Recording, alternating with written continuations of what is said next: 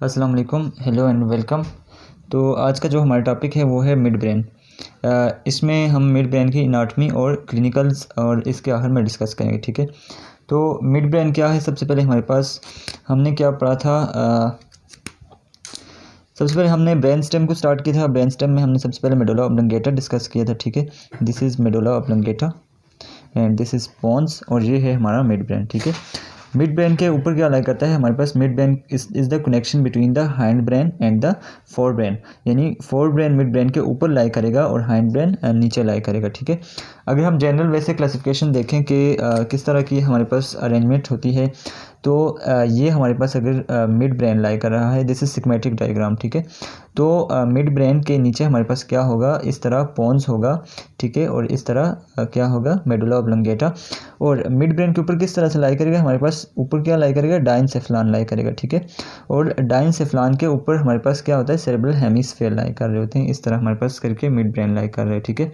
और अगर हम पोन्स और मेडुला को देखें तो उनसे पोस्टीरियरली हमारे पास लाई कर रहा होता है, सेरिबेलम लाई कर रहा होता है, ठीक है। इस तरह लाई कर रहा होता है सेरिबेलम, इस तरह, ठीक है।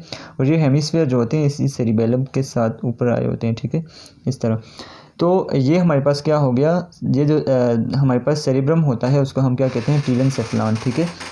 तो टीलेनसेफ्लान के बाद हमारे पास ये वाला क्या है, डाइनसेफ्लान होता है, ठीक है। ये टीलेनसेफ्लान और diencephalon is the part of forebrain, ठीक है। This all is forebrain. Forebrain अगर नीचे हम देखें तो ये वाला three parts comes under the category of hindbrain, ठीक है। हाइंड ब्रेन क्या आता है, मेडुला ऑब्लंगेटा आता है, ठीक है। उसके बाद पोन्स आता है और पोन्स के बाद क्या आता है, सेरिबेलम, ठीक है। अब ये रहा हमारे पास फोर ब्रेन और ये रहा क्या, हाइंड ब्रेन। तो उनके दरमियान में ये वाली जो चीज़ है मिड ब्रेन, तो हम किसको डिस्कस कर रहे हैं, मिड ब्रेन को डिस्कस कर रहे हैं, ठीक है।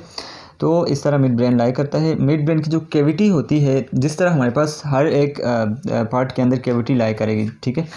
अगर हम जनरली देख लें तो स्पाइनल कार्ड के अंदर जो कैविटी होगी उसको हम क्या कहेंगे, सेंट्रल कैनाल, ठीक है।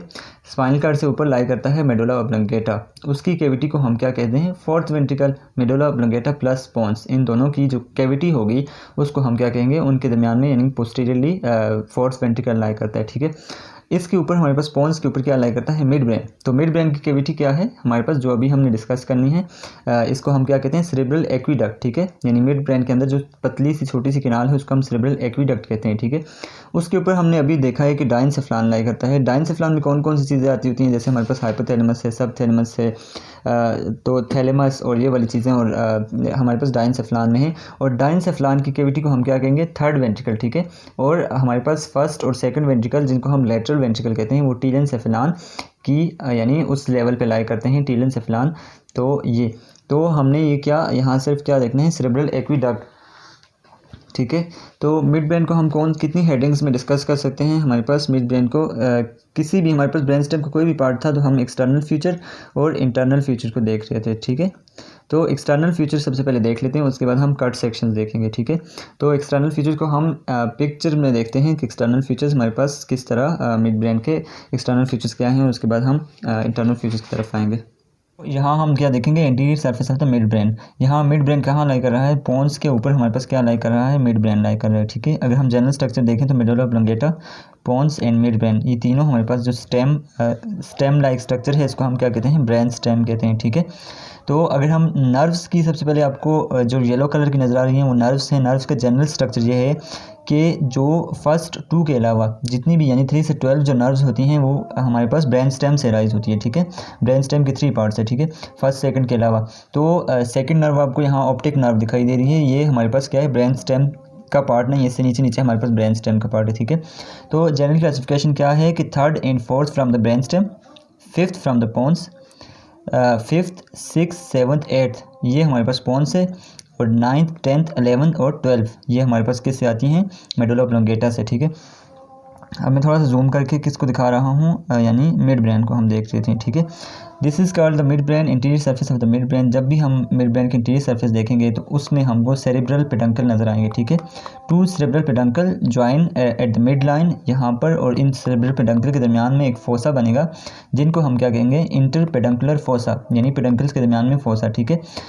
यहाँ फोसा से बहुत सारी स्ट्रक्चर इसको पायर्स करेंगी। इस फोसा का जो हमारे पास रूट है, जो फ्लोर है, इसमें से हमारे पास स्ट्रक्चर्स पायर्स करेंगी, बाहर निकलेंगी और अंदर ब्लड वेसल्स भी जाएंगी, इसलिए हम इसको कहते हैं पोस्टीरियर परफोरेटिंग सबस्टांस, ठीक है। This region is called posterior perforating substance.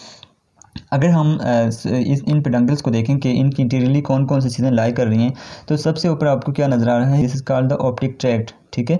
Optic tract क्या है कि यानी एक ऑप्टिक ट्रैक्ट इधर से आएगा और एक ऑप्टिक ट्रैक्ट इधर से आएगा, यहाँ ऑप्टिक क्याज़मा बनेगा और इससे आगे ऑप्टिक नर्व बनेगी, ठीक है।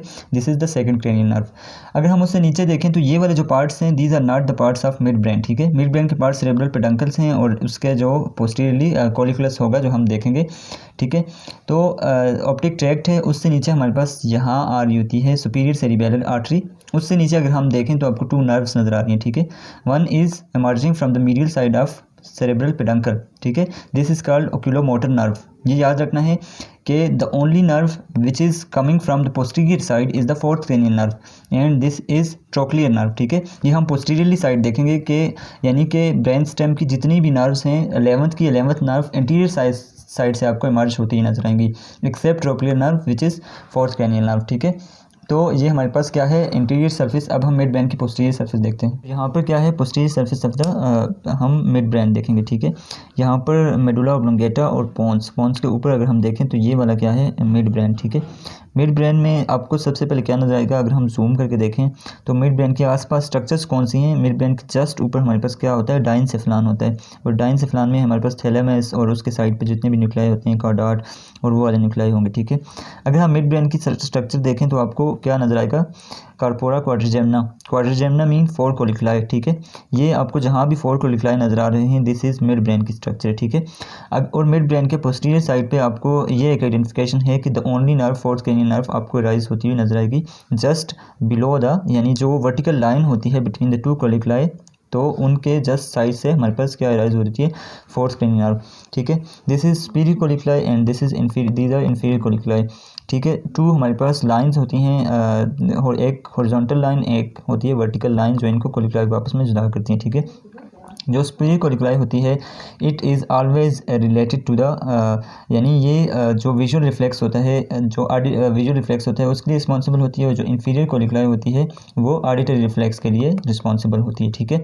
अगर हम लेटरल साइड पे देखें तो जो सुपीरियर कोलिक्लाई होती है, सुपीरियर कोलिक्लाई हमारे पास लेटरली, इंटीरियर लेटरली आगे मूव करके, तो ये किस में कंटिन्यू होगी, हमारे पास सुपीरियर ब्रेंकियम के थ्रू हमारे पास लेटरल जेनिकुलेट बॉडी के साथ अटैच्ड होती है, ठीक है। ये हम लेटरल व्यू में देखते हैं कि ये कोलिक्लाई किस तरह हमारे पास उसके साथ अटैच्ड होती हैं, ठीक है।